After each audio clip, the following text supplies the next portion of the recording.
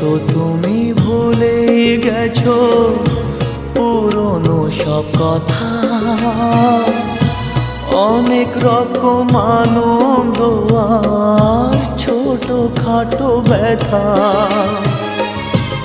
এই মাঝে পেরিয়ে গেছে অনেকটা বছর, অনেকটা বছর।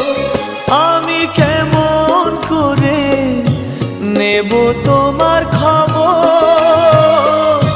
তোমার ভালোবাসা তুমি নিজের হাতে দিয়ে গেছো কবর।